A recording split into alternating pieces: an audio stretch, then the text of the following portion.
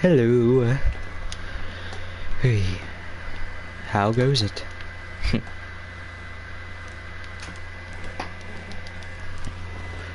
For the build I plan on using, by the way, I plan to go to level 22.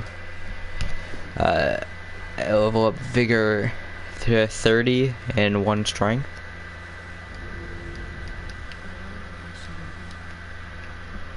There's a good chance you know what I'm upgrading the 1 Strength for.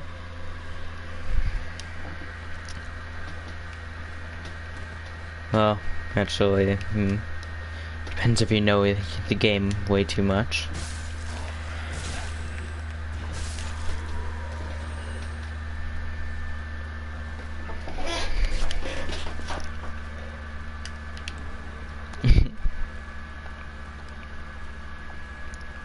This might be a strength dex build later. No idea what I plan, honestly. By the way, if you would like to PvP at any point, just hit me up. Username is Demio71. Actually, it wouldn't show here. Sorry. Yeah, username is Demio71. You wanna hit me up? PvP? Go for it. Yeah. Don't forget to, if you're not a mage or pyromancer or cleric, any of the spellcasters, make sure to exchange your Ashen Estus, because there's not really that much use for it. At least I don't find much use for it if I'm not going one of those. I've decided that this is gonna be more of a walkthrough now. I'm not gonna be a good player, most likely, but yeah, might find something that would help you on your path. Yeah, I'm probably gonna go to Undead Settlement and do some PvP for a while. Get about 30 embers, hopefully.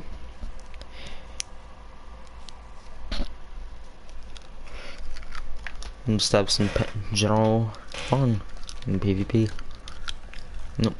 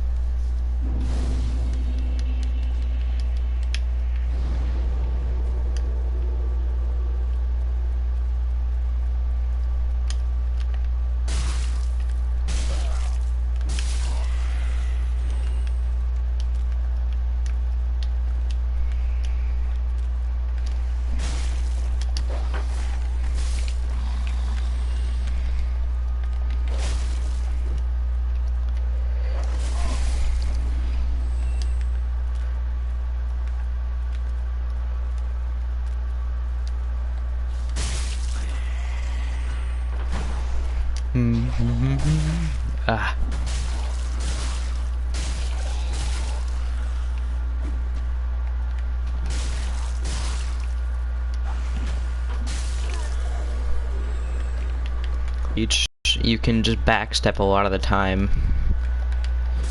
At least I find. At least if I keep it that distance. And I'm not the best parrier. But I can get the job done when needed. At least against easy to parry enemies like this. Oh god. Nope. Fucked that up real bad. Eh.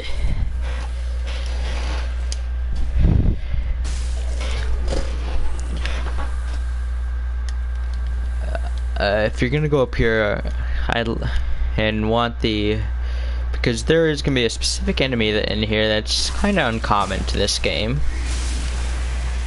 The Pus of Man. That's their actual name, and not Snake Monster. No, that's often what I call them.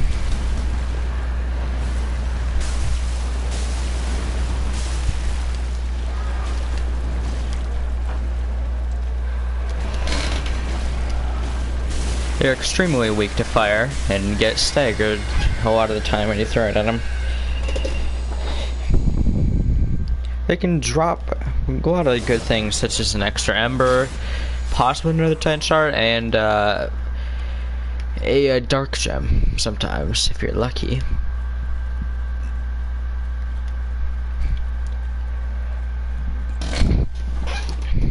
Which gives your weapon, when you go to Profane Capital, I believe. At least that's where I believe you get the gem. Or somewhere. I don't know, you need a coal. That's a bit later on to infuse weapons such as that. Or, goddammit. Or fuse weapons with gems such as that.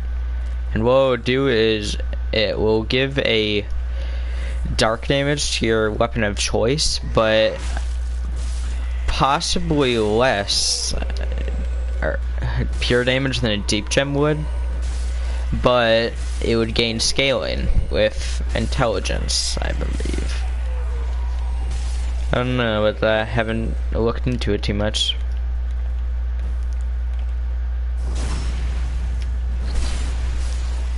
As most of the time I just go for mages. I find them to be a lot of fun. Mostly pyromancers, though. Due to the pyromancers having a lot of, or a good amount of interesting spells. One of which being Seething Chaos, which I absolutely love.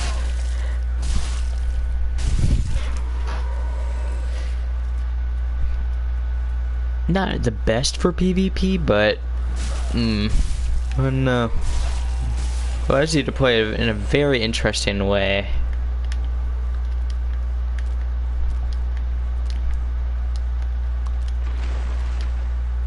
And in the DLC, there's a curved sword that can cast pyromancies. It's made of a flame, the Demon Scar, which you get from the twin demon princes. Or Demon in Pain and Demon from Below. And it's made out of fire, just fire damage, of course. Scale is okay, but it's a curved sword, and so you can do backflips with it. But it can also cast pyromancies, so it's fairly good for pyromancy builds. And its moveset is not too bad. And I remember correctly, the weapon art leaves a pool of lava when you use it. It's just a very fun weapon, or spell type, and the weapon choice that it has.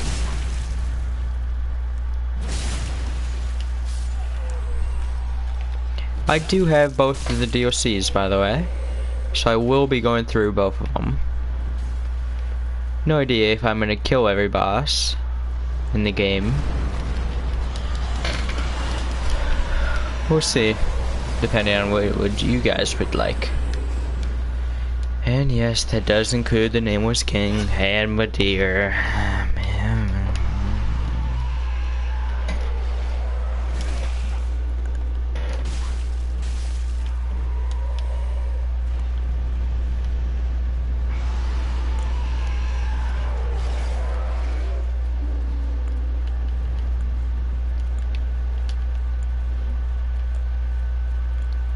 Roar? Yep.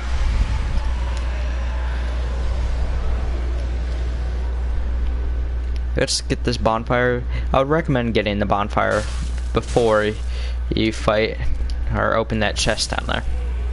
In general, I would not recommend opening that chest, especially not this early on.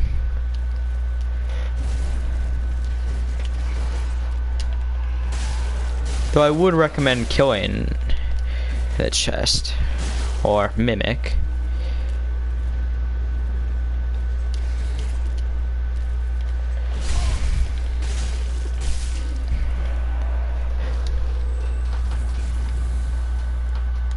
And after I hit this bonfire, I will be back for that mimic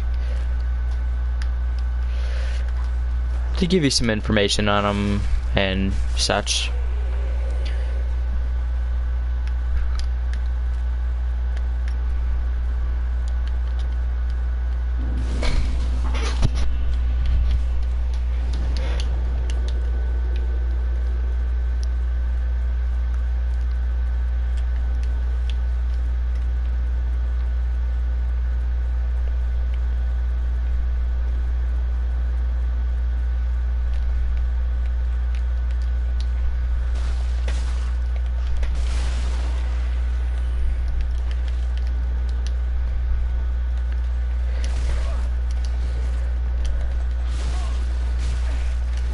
Oh my god, this fight is going terrible with this Lothric Knight.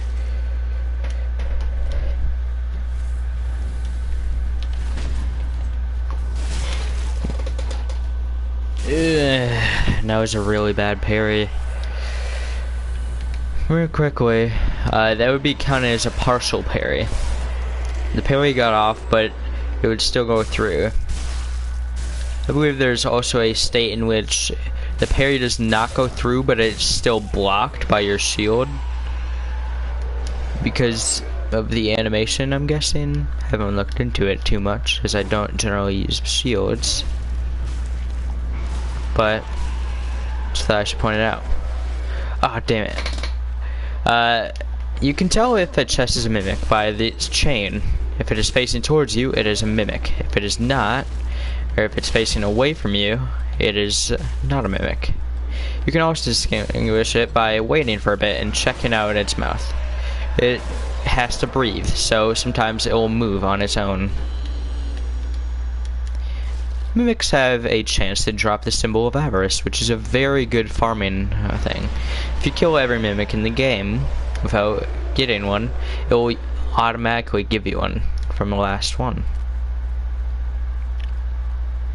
It increases your item discovery and souls amount. Which, by the way, the coveted silver serpent ring, which I got, and if you want to know how to get to it, you can look in the first video. They increase your souls collected. Remember correctly, the coveted silver serpent ring gives you 10% more souls. Yes. I believe the enemy usually gives 8 bonus, and that's for each kill. It works on bosses and just phantoms, I believe. No idea on the statistics. It'd be kind of difficult to study.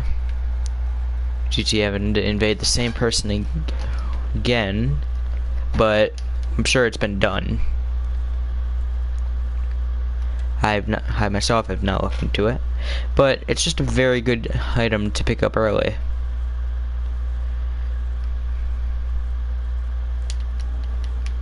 Meal Breaker, I would not recommend using it.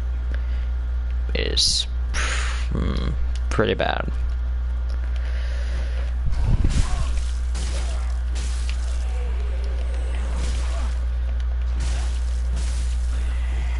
Yeah.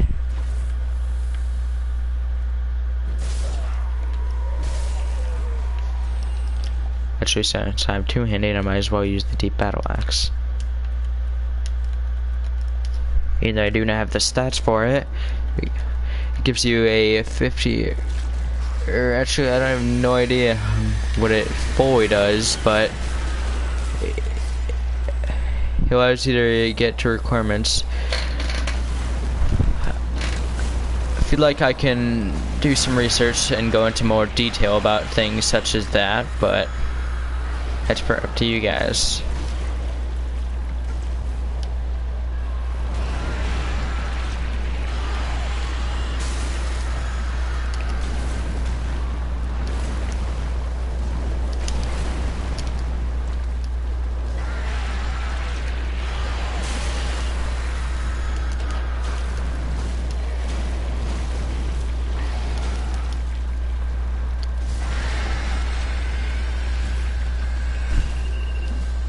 Ah, I did not manage to kill that creature, which is called a crystal lizard. That particular one drops a raw gem, which can be used to infuse weapons. They give you more damage, or give the weapon more damage, but remove all scaling from it.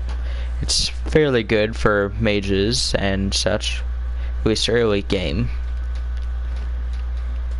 But later you'll want to replace it with other gems to increase the scaling.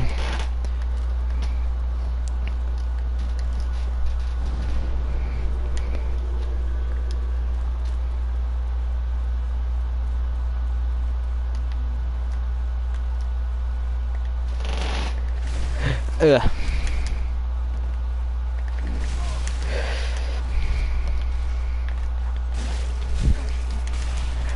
Whew. Oh god, I'm fucking up so bad here.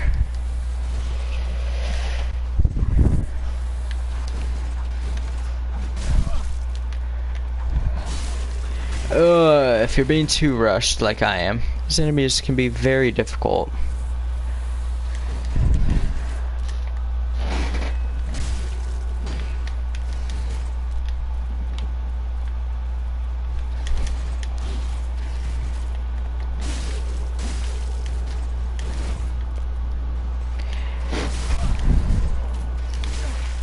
By the way, that is the Lothric.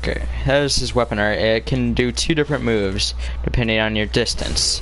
It can do a lunge, which you saw before, used it and almost killed me, or that, which is a side swipe, very close, but does more damage. Short range, but it does fairly good damage.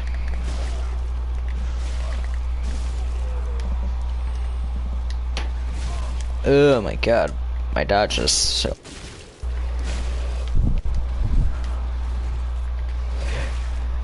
Oh my god, what was that, John? Damn it, John, what are you doing?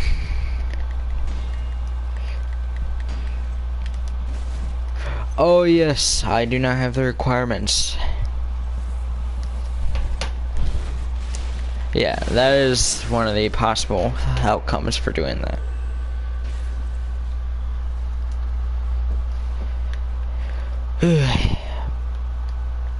By the way, this axe is infused with a deep gem automatically. It does less damage than the battle axe, which is the starter weapon for the warrior, but less strength or physical damage, but it does more deep damage.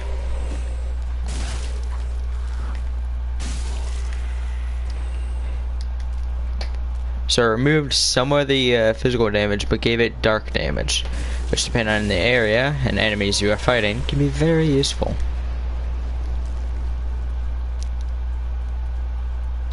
What the hell was that, camera?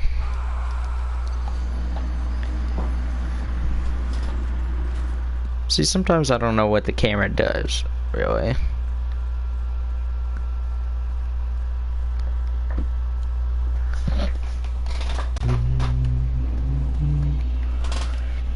Yeah, that's a bit annoying. I'm just gonna equip this dagger, as it does more critical damage, which is the multiplier to how much damage it does. So like, if I try to parry this enemy,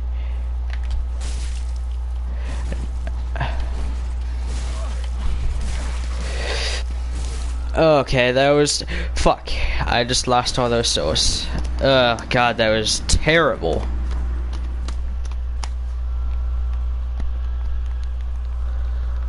But... I don't know, that's just terrible gameplay. Sometimes, if you get too loud, that enemy over there will get triggered. But I should probably stop trying to parry things for your enjoyment, as I'm gonna lose souls. But I just want to show that fact off. Okay, goddammit. That's a bit annoying. The dagger class is a very quick attacking weapon set, often doing more critical damage than most weapons. As you saw before, my critical damage is ranked at 125, while the usual weapon would be 100. See, that was a kick, and yeah, it increases enemies' stamina if they're using a shield. A very useful feature. I'm just trying to get too greedy if the fucking heals. And that is a guard break, what he does. If you're shielding, it will probably break your guard. I'm doing terrible at predicting them. Okay, there. Jesus. Yeah, 2 parries kills him. So, it's fairly easy if you're not bad like me and just fuck up every single parry. It's a fairly good way of killing him.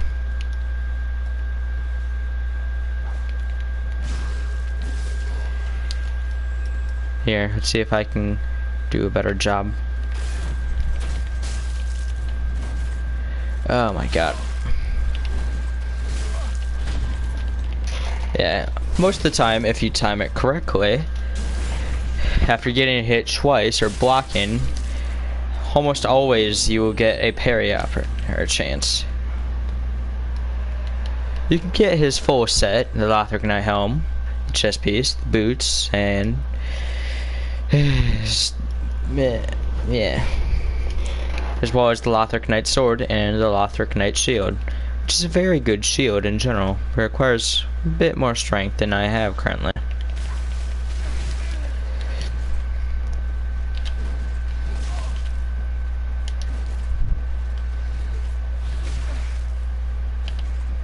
Oh my god, John, please. Fucking... Okay. Sometimes the parry times can be a bit wonky. At least I'm just gonna blame it on being wonky. There. Now is that so bad? Probably because I stabbed you in the chest. As you can tell, daggers are fairly good for just spamming. And they can be good for bleed villages, especially if you want to go that way.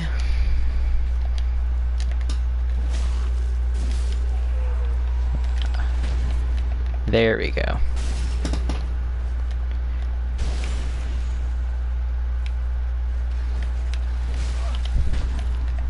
There. They can be outspaced fairly easily, at least if they do that attack. Believe if you do it correctly, you can bait them into using one of their attacks. After that 2-1, if you back up, you should be able to bait them into using the third, possibly? And I'll check that out.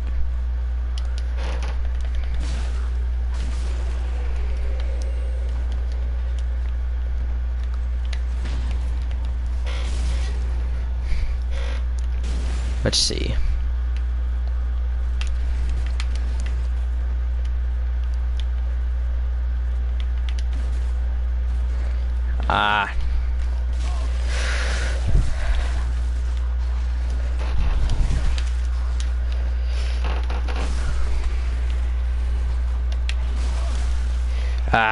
Waited a bit too long. So it is not a constant thing that you can bait them into. Yeah, sometimes he'll do a 4-hit combo. Also, if you fuck up a parry like that, as I told you before, which in that case, decrease my stamina by a ton, and decrease my health. And the parry did not go through. But it decreased the damage taken total.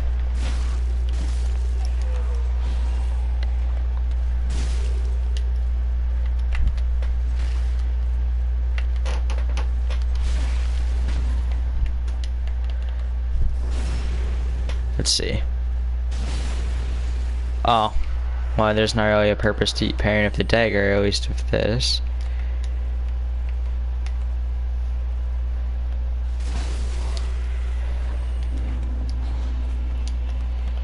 So I'm gonna move on from the Lothric Knight because it's a bit flustered that I keep on dying to him, even though he's not too difficult. There's also the fact that I don't use axes very much, and I'm fairly bad at parrying them. Though the axe doesn't really have much to do with it.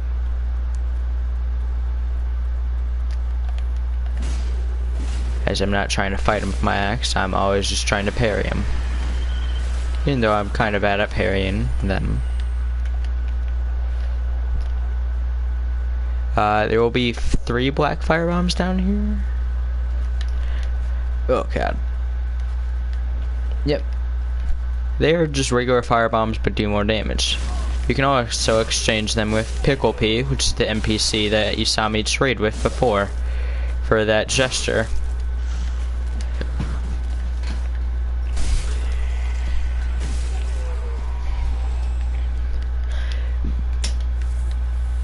You also saw me exchange it for a regular Titanite.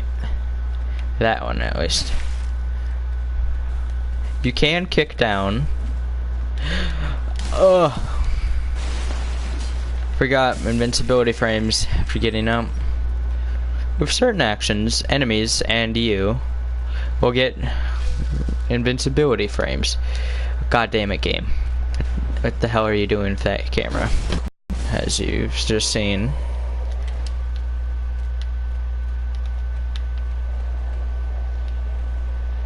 There's also an enemy here in a body in a pot.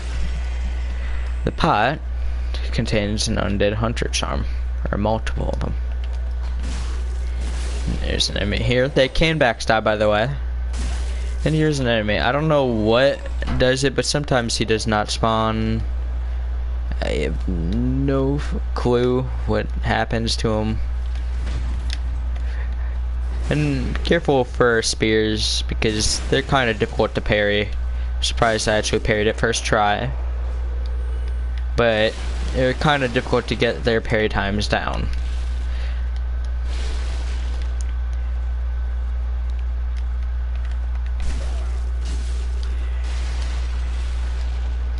Broadsword.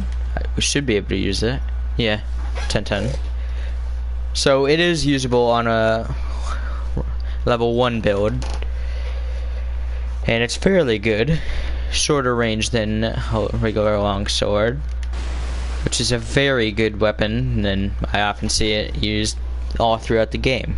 You start with it as the knight class, and yeah, it's in general it's pretty good. I know, at least I like it. The moveset is a straight sword, so it's both good for PvE and PvP. And the damage is not too bad with the swing speed. Stamina consumption isn't too bad. And weapon art's not bad either. In general, it's just a pretty solid weapon.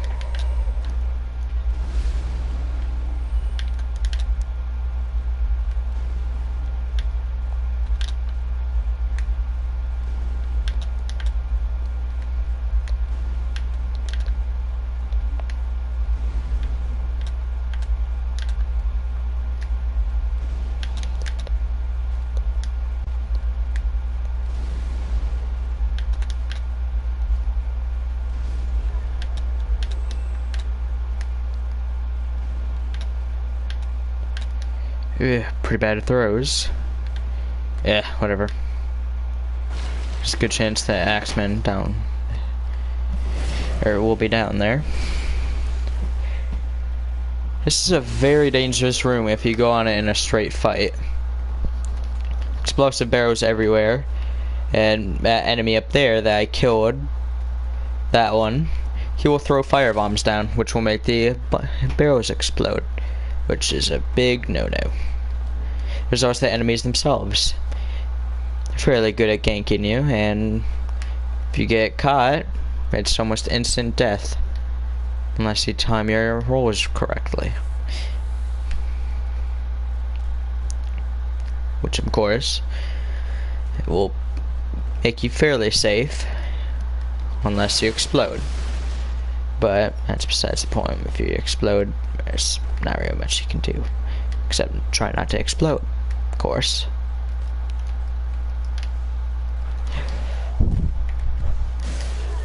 So I triggered the dog here, but usually I'm able to do this. And a lot of time that itself will kill the dog, and if not, it will leave it on the ground, wounded. Weapons in this game knock over dogs and other weak enemies, which allows you to kill them fairly easy at times.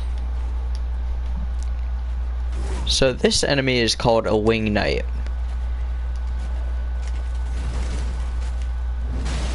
There are not very many of their kind in the game.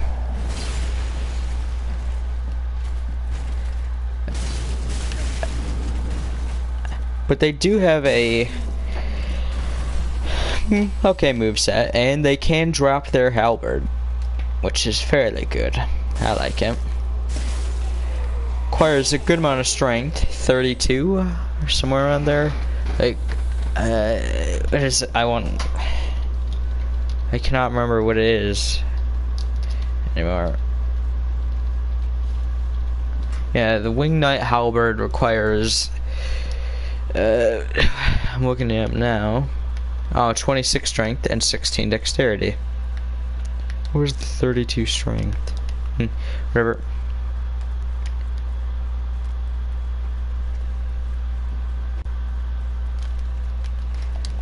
Yeah, and it is a halberd, of course, as the name suggests. Its weapon art is the chain spin, which sweeps foes. It says sweep foes in a large spinning motion and use strong attack to continue the motion until stamina is exhausted. This is the spin to win. It is having 66 strength, he was higher AR 574, AR two-handed 531, AR one-handed, and refined infusion with 40 strength and 40 dexterity, which is the soft cap. And yeah, well, Henry infused at 66 strength. That is the second highest unsplit AR for the halberd class. The first highest, or the highest, being of course the Spitleaf Greatsword, which is renowned for being very good. But that's in a DOC. That's recommended for over level 100s. So, you're not going to be getting that for a while. So it's a very good halberd. Though with a bit too much strength too much of a strength requirement for me. Its base attack is 145, so it's pretty good. I like it.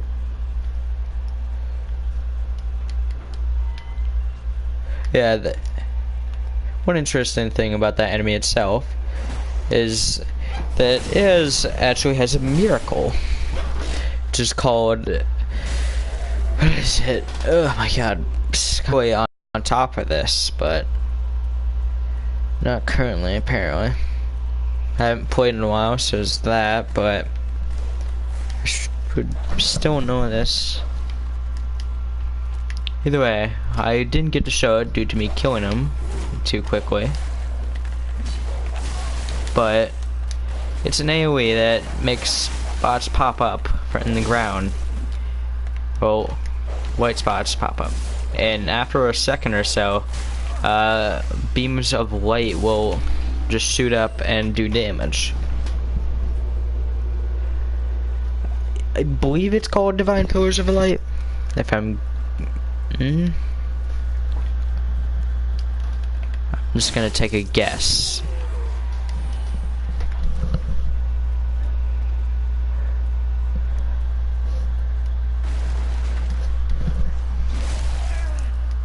And it can be fairly damaging, at least early game.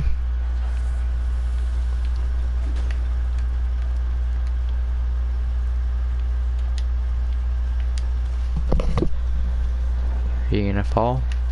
Nope.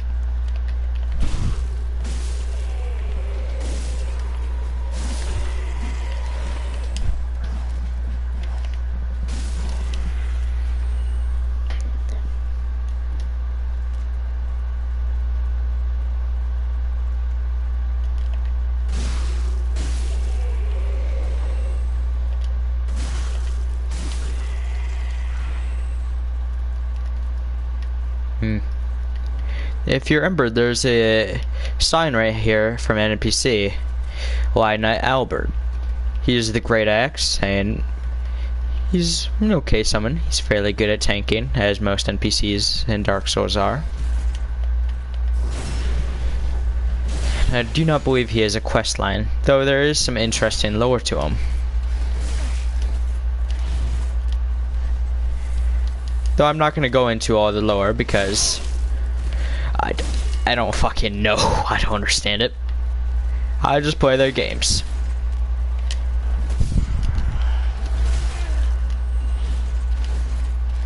And I'm not I suspect that you're not here for lore.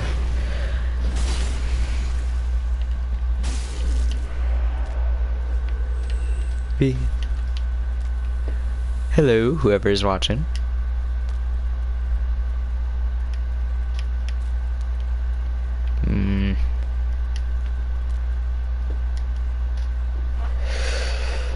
Aww.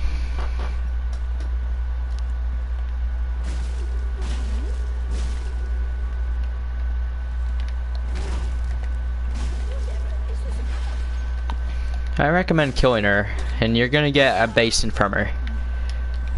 You get her items, of course, and for Christ's sakes, do not go to that fucking statue. Just don't. It's rape incarnate. That will spawn a boss named, or called, Dancer of the Boreal Valley. May have heard of her. She's pretty strong and pretty difficult. She's known as one of the more difficult bosses in the game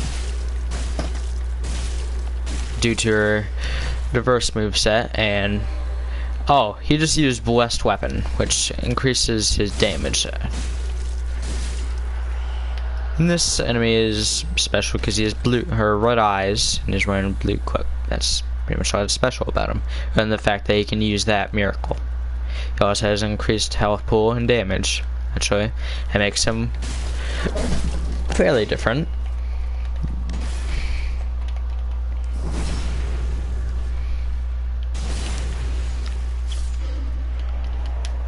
Lucerne.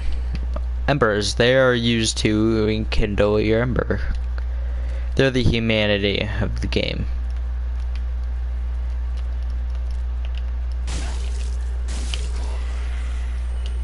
Allow you to do. They give you a 30% health boost and allow you to go into multiplayer with other players.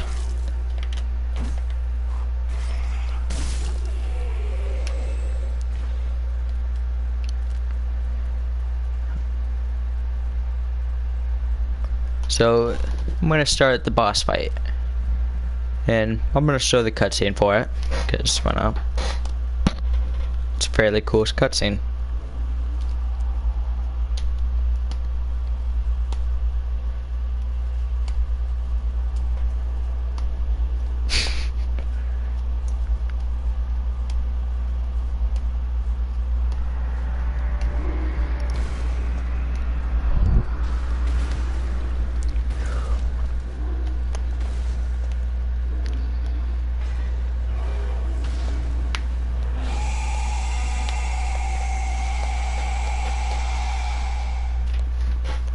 Now, one thing I did not notice for a while, actually, was the fact that there's a tree in the boss arena, which I did not realize for a while.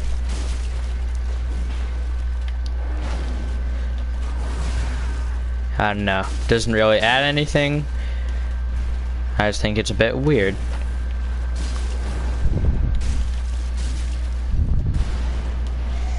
When he does that, it likely means that he's gonna start charging fucking everywhere. Yep. He often does this 3 times. 2, 3. Then he does an ice breath, which allows you to get behind him and hit him. The key to this boss fight is just sticking underneath his butt. Most of his attacks will miss you then. Mages might have a slightly difficult time with him. Due to how that he's just very agile.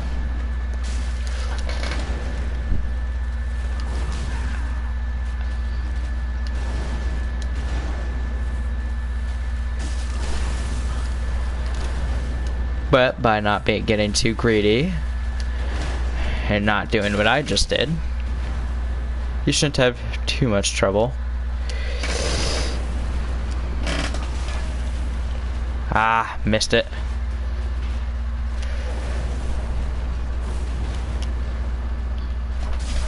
And there's the boss fight. Not too bad.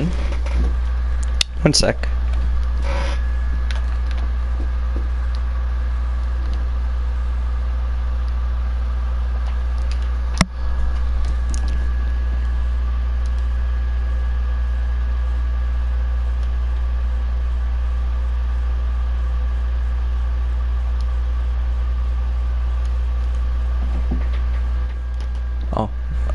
Sorry.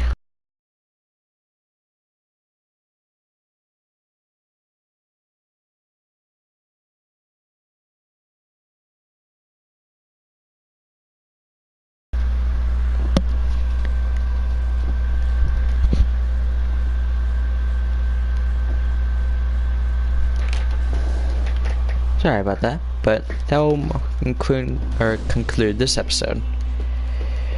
We have just beaten Vor of the Boreal Valley, and had a good amount of fun with it, actually.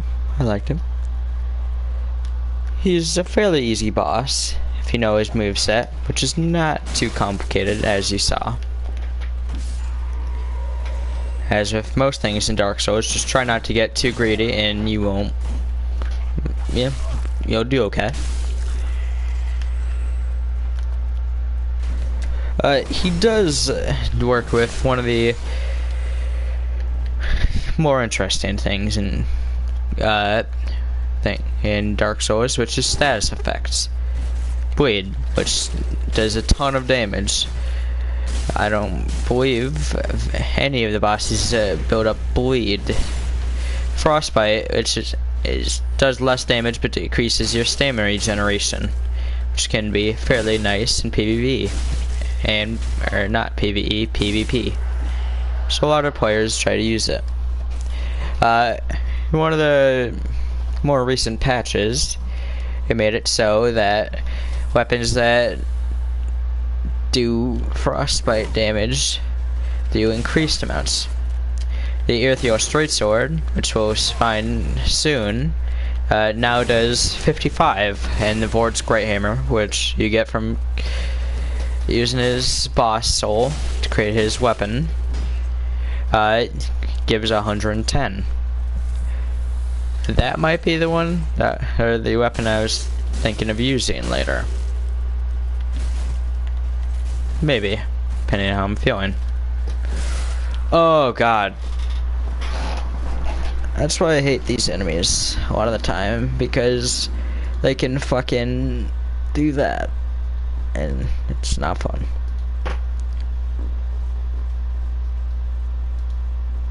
Well, if I remember correctly, that requires 30.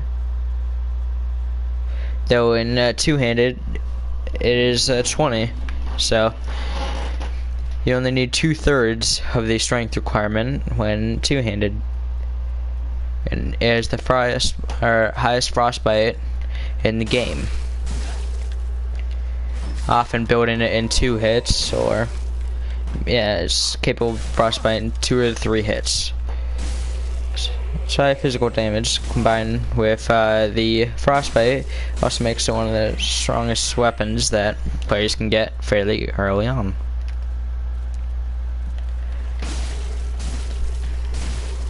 It has a base of 176 physical damage, and it's a great hammer, so fairly slow swing speed, but it packs a wall.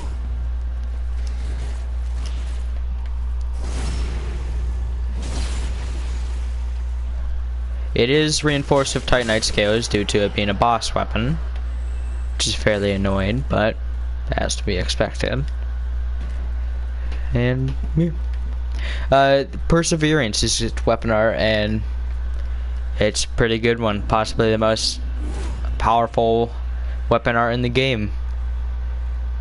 It boosts your poise, and damage is reduced while activated, so during the using of Perseverance, you take reduced damage.